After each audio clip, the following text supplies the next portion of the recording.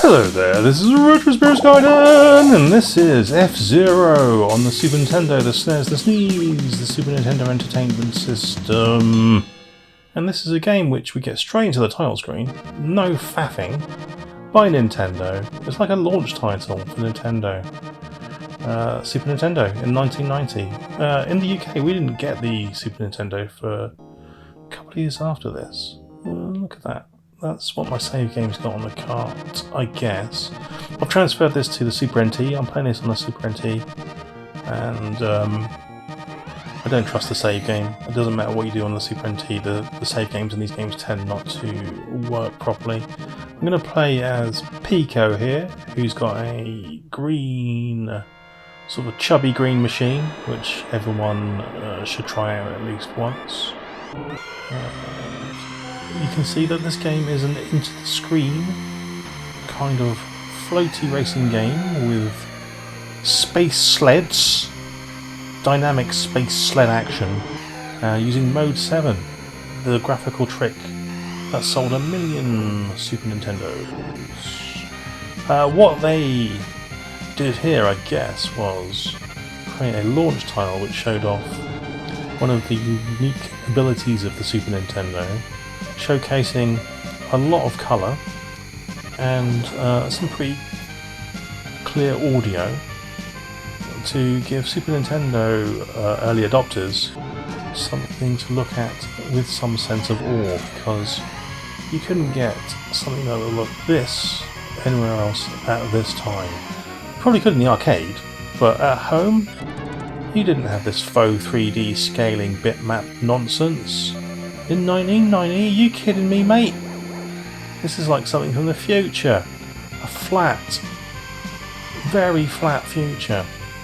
We've got some parallax in the background there of some description.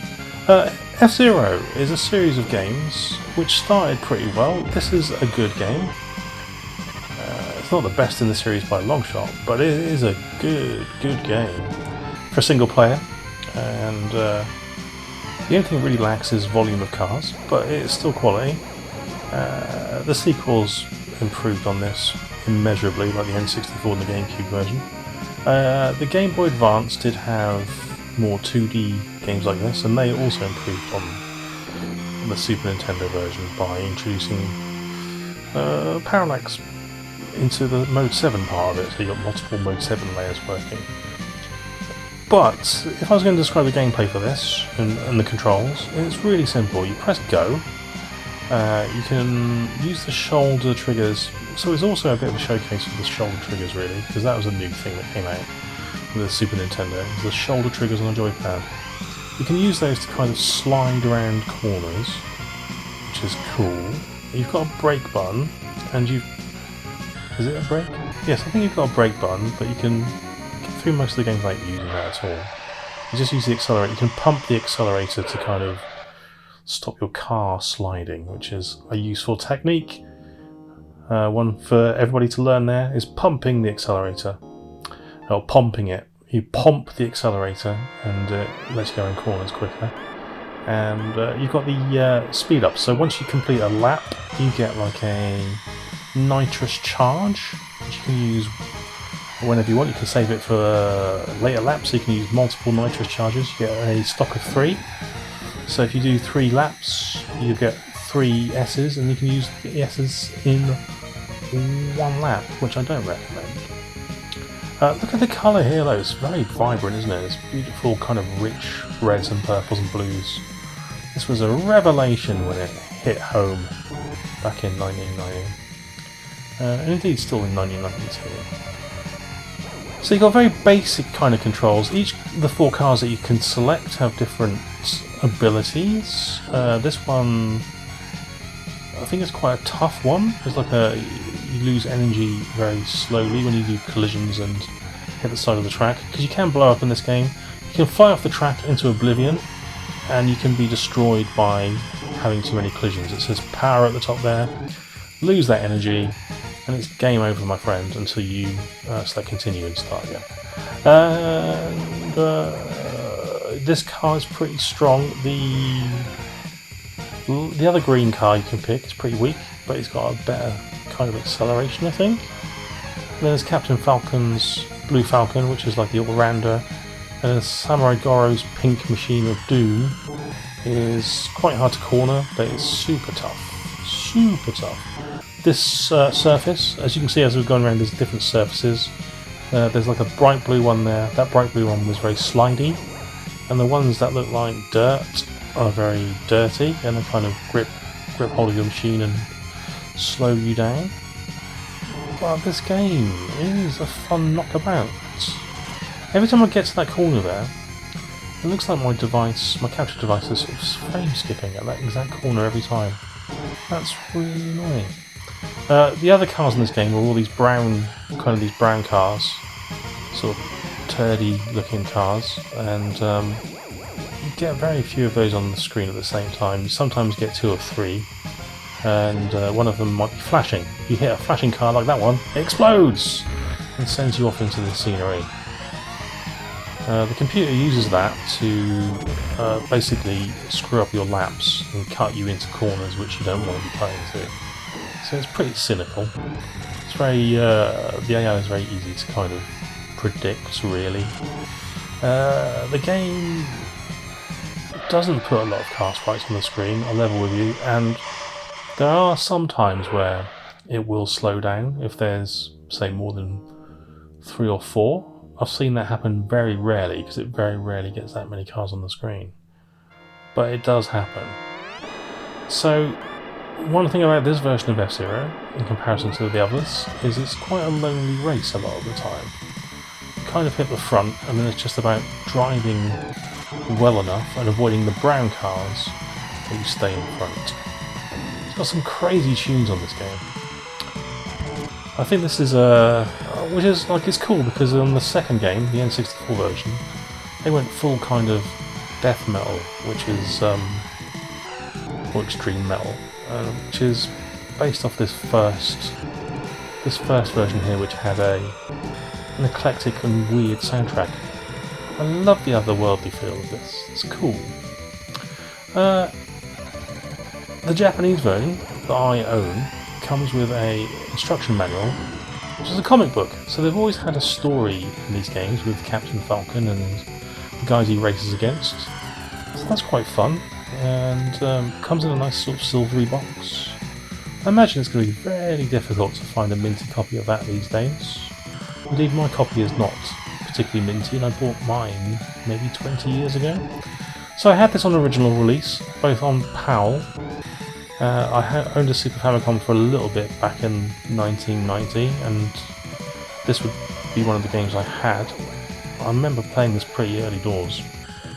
But yeah, I got a PAL Super Nintendo at some point. The PAL one's got horrible borders on it. Doesn't really matter if you play on a Super NT, obviously, because it just ignores the borders, but the speed would have been slower.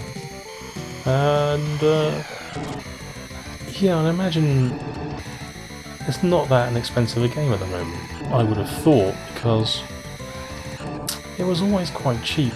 Like, if you wanted to get a copy of F-Zero in a second-hand shop, it was fairly easy to come by and always fairly cheap. So let's have a quick look at eBay and see how much a Japanese copy of F-Zero on the SNES goes for these days.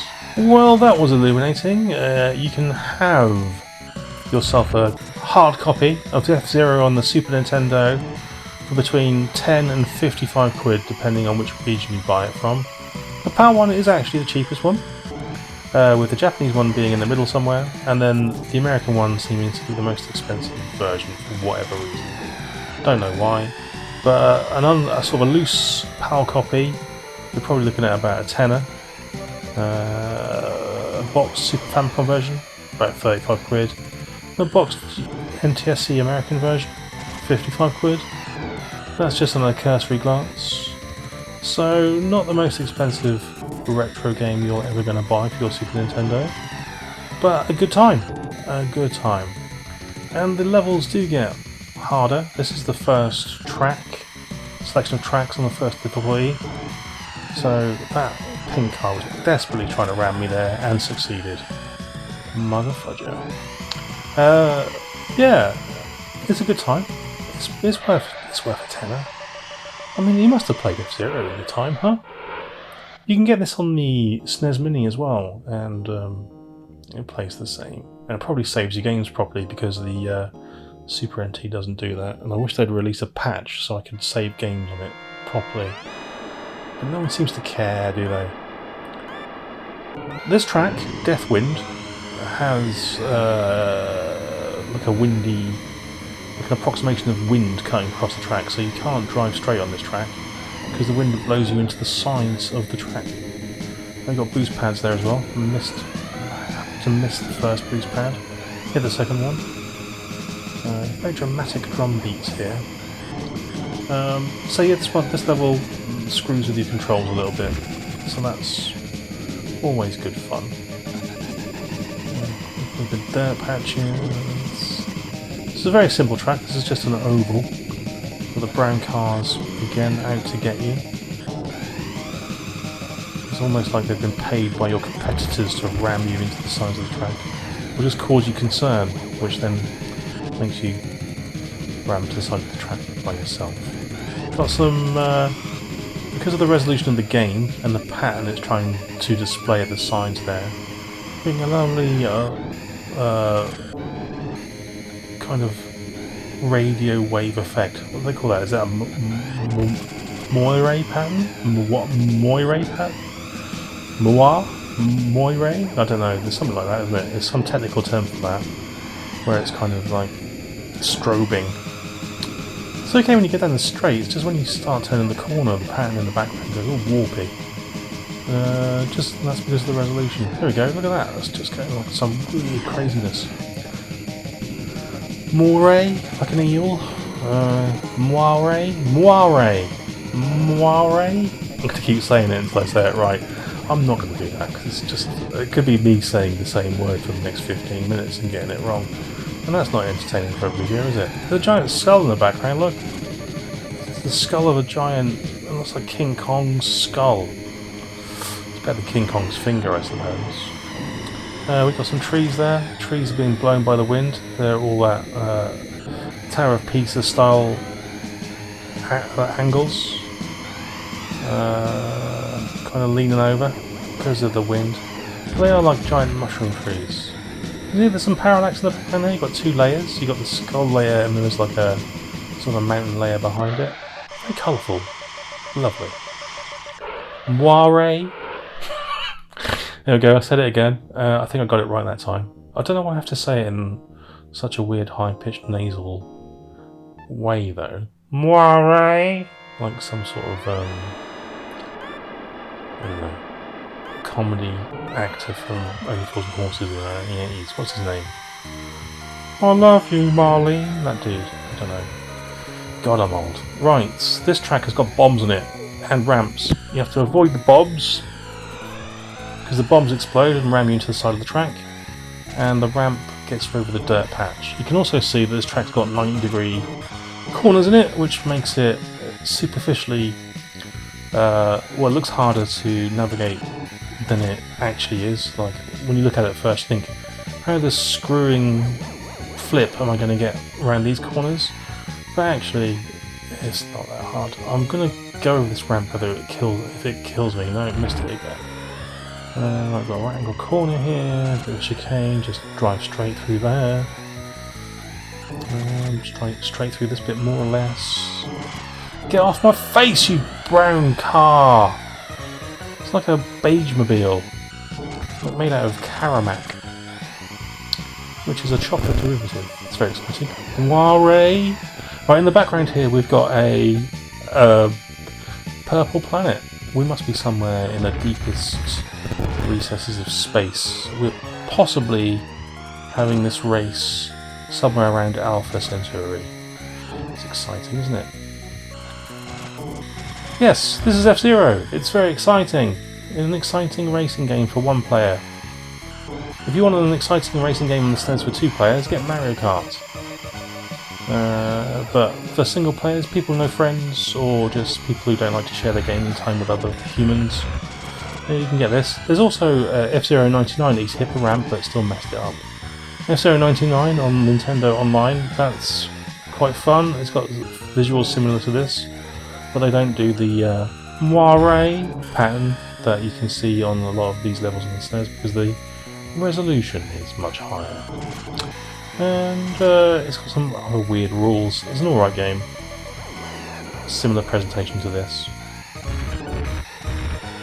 Listen to the funky bass on this. Lovely stuff.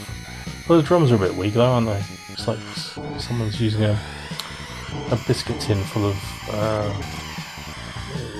dried beans or something to make the snare sound. Very strange. Right, I'm going to go now. I recommend this game. It's good. Moire. Bye.